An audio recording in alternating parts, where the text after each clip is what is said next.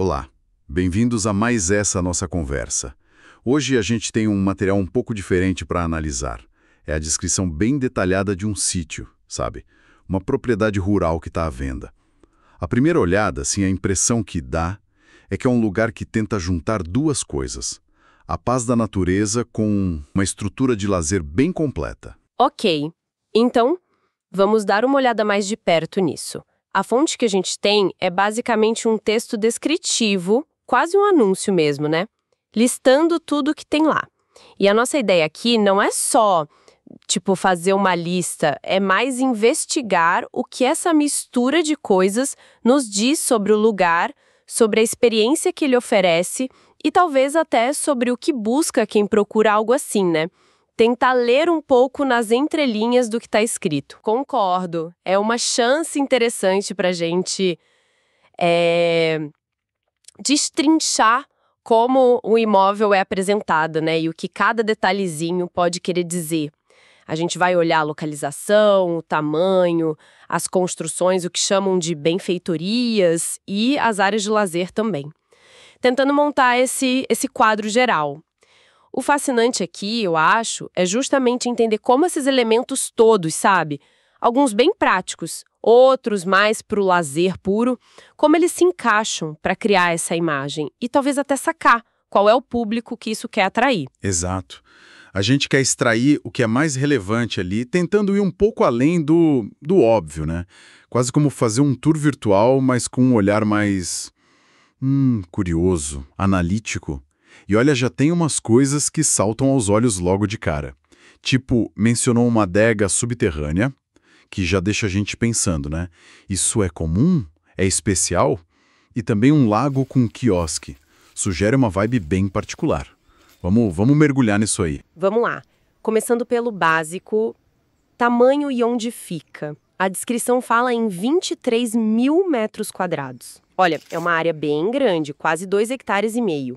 E a localização que eles falam, divisa de Mairiporã com Nazaré Paulista, reforça essa imagem, né? São regiões conhecidas por terem muitas chácaras, sítios, refúgios perto de São Paulo, mas no meio do verde. Vamos para a casa principal. Descrevem como casa colonial com 3 dormitórios. Esse termo colonial, às vezes, é meio vago, né? O que geralmente significa numa casa de campo aqui no Brasil? É mais o visual ou tem a ver com a construção mesmo? Boa pergunta. No Brasil, quando se fala estilo colonial para casa de campo, geralmente é uma inspiração na arquitetura da época colonial, não que a casa seja daquela época. Isso normalmente aparece nos telhados, sabe? Aqueles de 4 águas. Um charme meio antigo, mas num tamanho que parece funcionar bem hoje em dia, seja para morar ou só para passar o fim de semana. E saindo da casa, a descrição realmente capricha nos espaços de convivência e lazer. Começa com a varanda gourmet com churrasqueira. Hoje parece que, sei lá, todo lugar tem que ter isso, né? Mas por que essa onipresença toda? A varanda gourmet. Ela reflete uma mudança grande no nosso jeito de viver e de usar as casas, principalmente as de lazer, né? Ela meio que derruba aquela parede entre quem está cozinhando e quem está socializando. Traz a comida para o meio da área de convivência externa, e a churrasqueira é o símbolo máximo disso aqui no Brasil, né?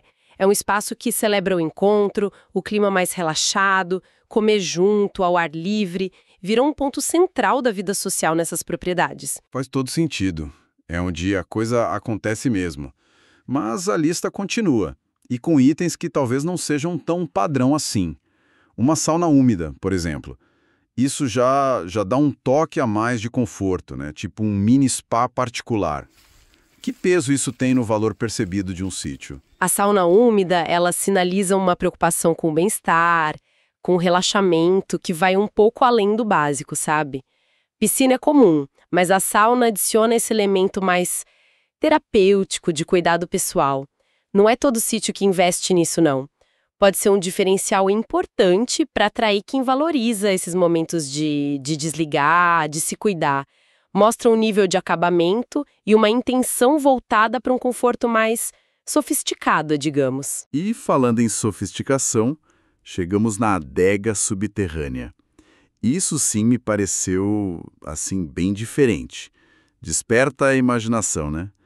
Mas pensando bem, além do charme todo, qual é a função real disso?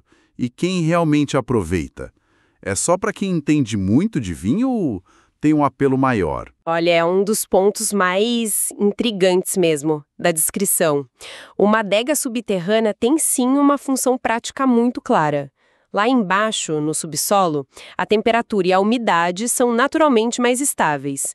Ideal para guardar vinhos por muito tempo sem precisar de climatização artificial o tempo todo. Isso atrai, claro, quem gosta de vinho, os entusiastas, mas o apelo vai além disso, sabe?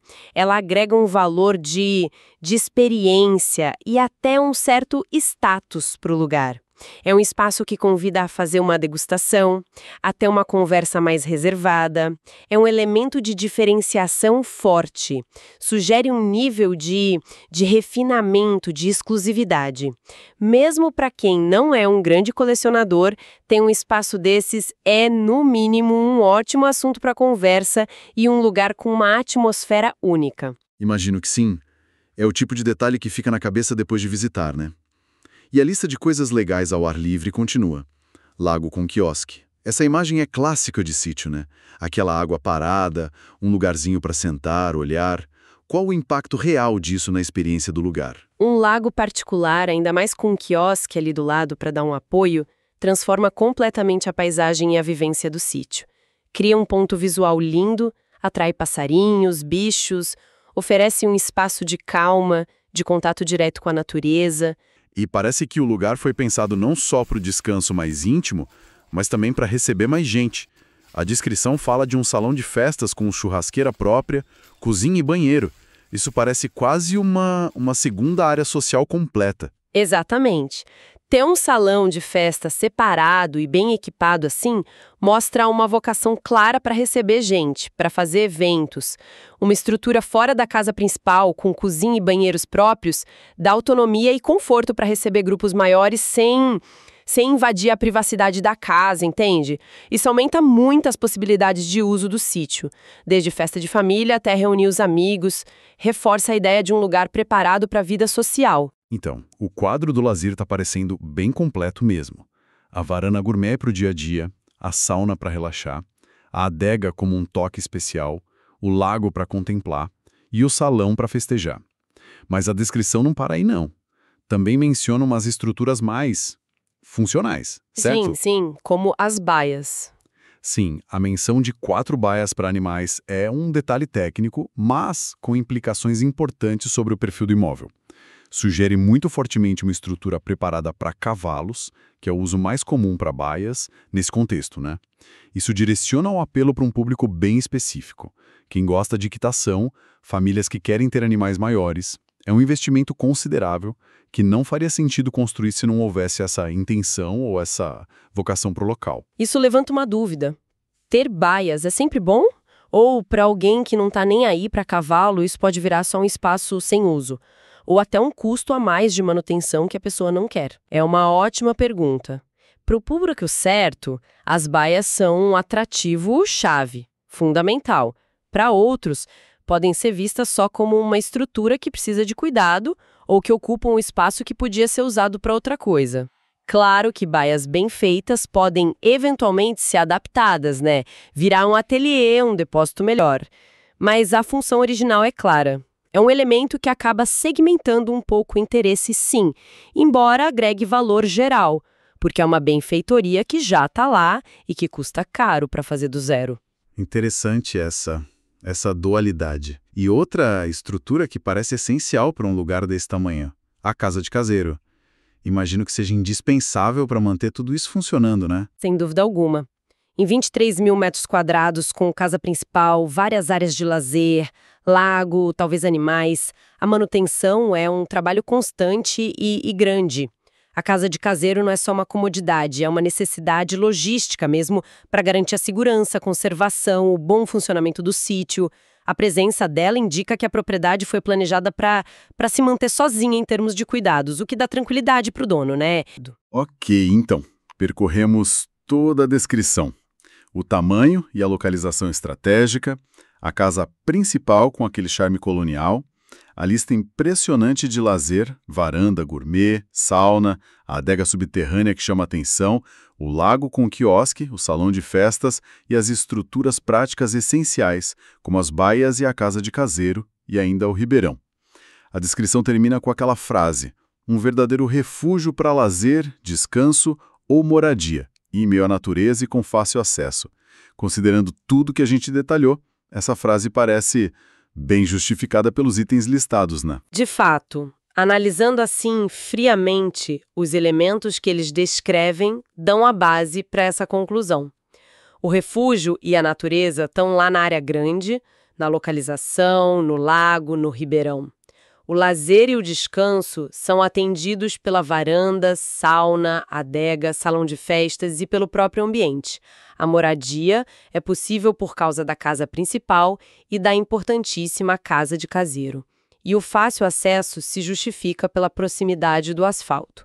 A descrição parece que foi montada com cuidado para conectar os fatos com essa promessa final. Então, o que tudo isso significa quando a gente junta as peças? Não é só um terreno grande ou uma casa de campo bonita. Parece ser uma propriedade com muitas faces, que tenta atender a várias demandas ao mesmo tempo. O termo verdadeiro refúgio, nesse contexto, parece carregar a ideia de um pacote completo de experiências. Se a gente conectar isso ao quadro geral, o que surge é uma propriedade que tenta harmonizar tendências que às vezes parecem até opostas, né? O desejo de voltar para a natureza, ter privacidade, mas sem abrir mão do conforto da cidade e até de um certo luxo.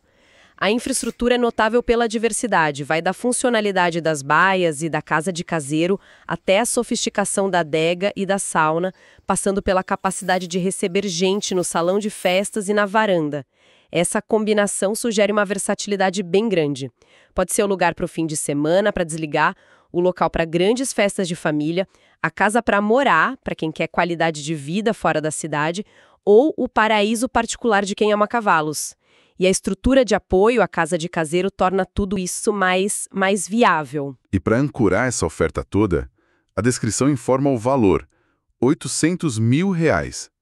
É o número que põe um preço nessa promessa de estilo de vida. Exatamente, esse é o ponto final da informação que a gente tem, e ao olhar para tudo que foi descrito, a área, a localização ali na divisa Mairiporã-Nazaré Paulista, e essa lista longa de benfeitorias, desde as mais comuns até as bem singulares, como a adega e as baias, isso naturalmente leva a gente a pensar. Isso levanta uma questão interessante, sabe?